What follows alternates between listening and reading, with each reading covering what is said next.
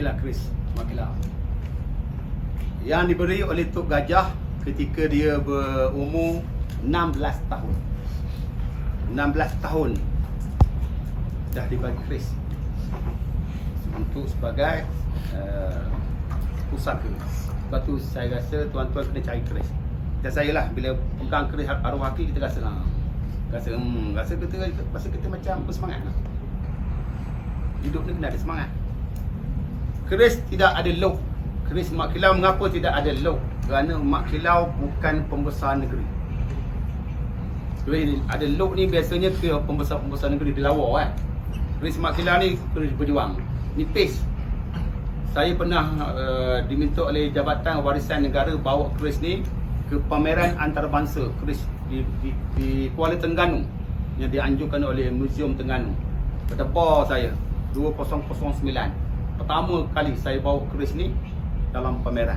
Siap semayang hajat saya. Takut orang menghina keris okey saya ni. Manalah tahu orang kata kita ada ke yang makin nak. Pameran keris antarabangsa Brunei, Singapura, Thailand, semualah. Dan saya diminta bawa. Saya kata saya tak nak, saya takut nanti orang kata kopi saya ni format lah. Dia buat pameran tu lebih kurang 2 hari 3 hari. Saya pergi hari kedua. Saya sampai tu, masuk dalam bilik besar sikit benda ni, bilik museum. Ada 40 kotak keris. Cantik-cantik. Emas lah, perak. Sampai saya pun bawa macam ni. Saya tunjuk sikit lah. Saya buka ni, saya pun tunjuk ni. Ini depan saya adalah pengusi keris Kelantan, pengusi keris Terengganu, pengusi keris Kedah, pengusi keris Brunei, pengusi keris Indonesia. Pakar-pakar keris. Bila saya angkat begini, semua bangun. Ni saya cerita benar. Bangun. Cikgu, ini king keris. Kita orang ni cikgu, bukan tengok 10 bilah, bukan tengok 100 bilah. Kita orang dah tengok ribuan keris cikgu. Rupa ni lah yang dicerita oleh tugu-tugu kita orang. Bahawa keris sebatang lembut. Keris sebatang lembut nipis. Zaman dulu mana ada teknologi nak buat nipis macam ni.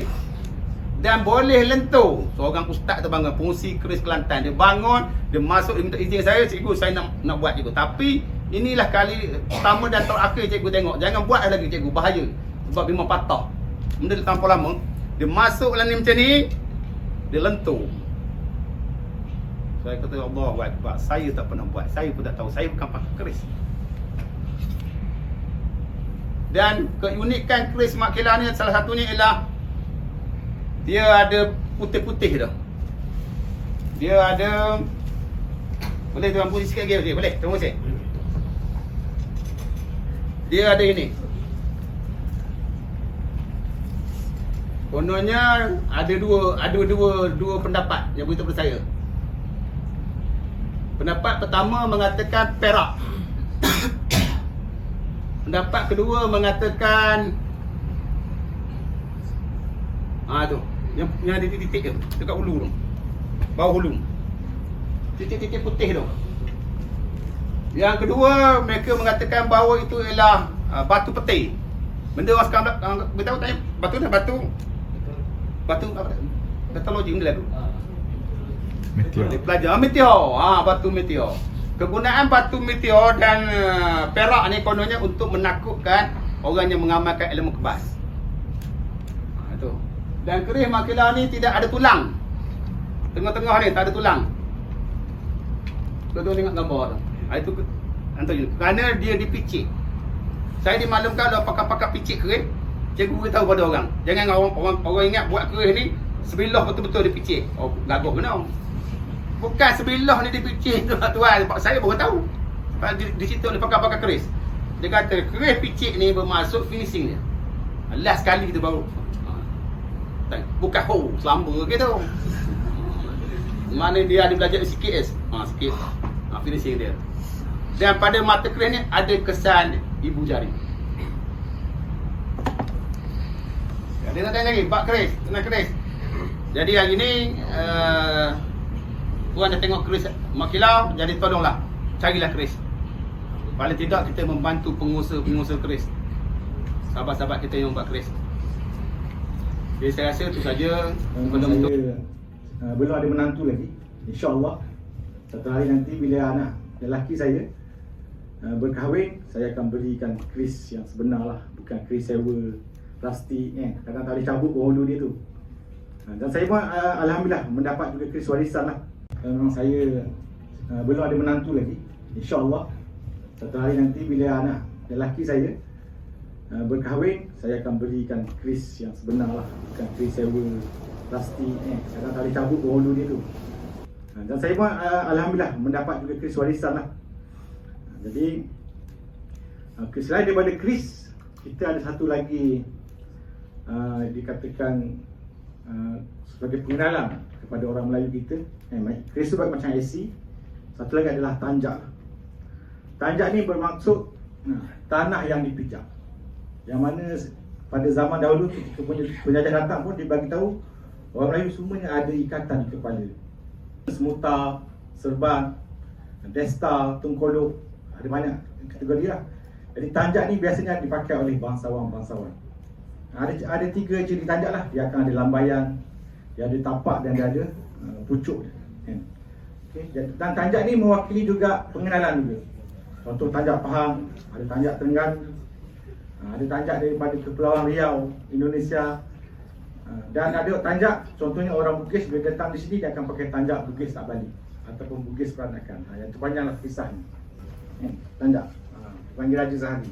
Tapi alhamdulillah sekarang ni anak-anak bangsa Melayu telah mula bangkit, telah kembali bertanjak.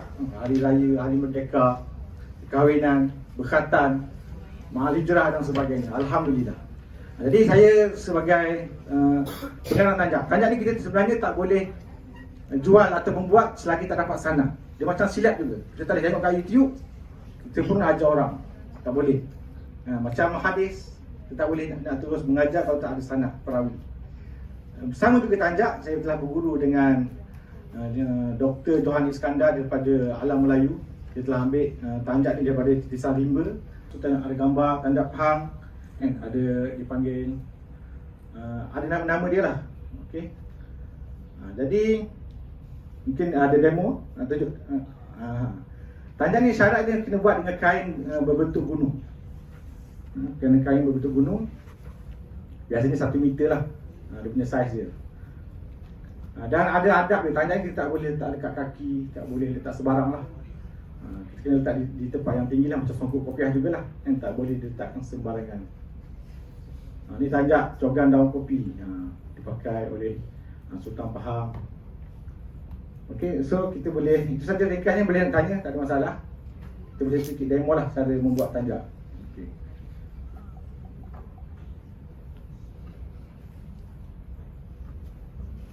Ini yang saya cakap tanjak berbentuk gunung, tanah Melayu, tanah yang dipijak.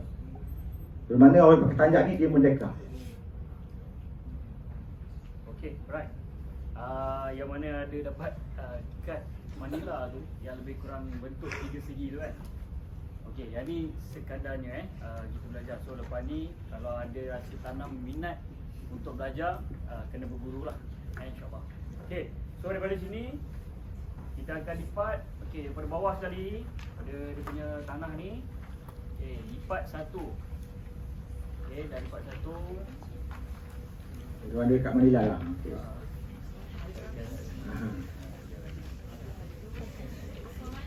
Besar mana lebih kurang dalam kecil-kecil dia kecil-kecil. 3 jari atau 2 jari.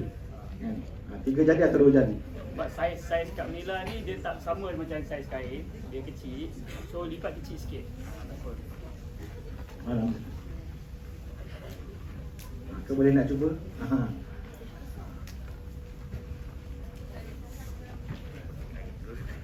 Dua jari ataupun 3 jari lah, tengok saiz nak pakai tu.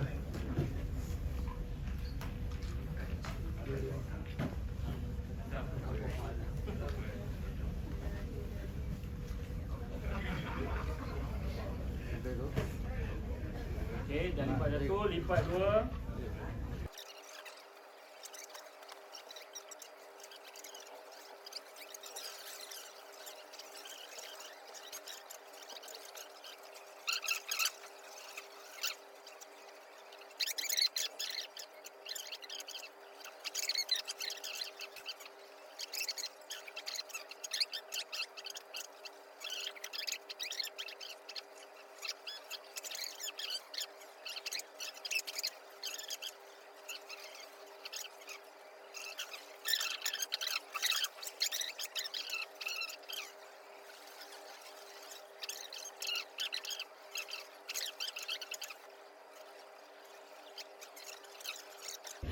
Kalau tanjak pahang ni Lebih kurang tanjak pahang ni kalau pakai dia memang kena menghadap ke depan lah.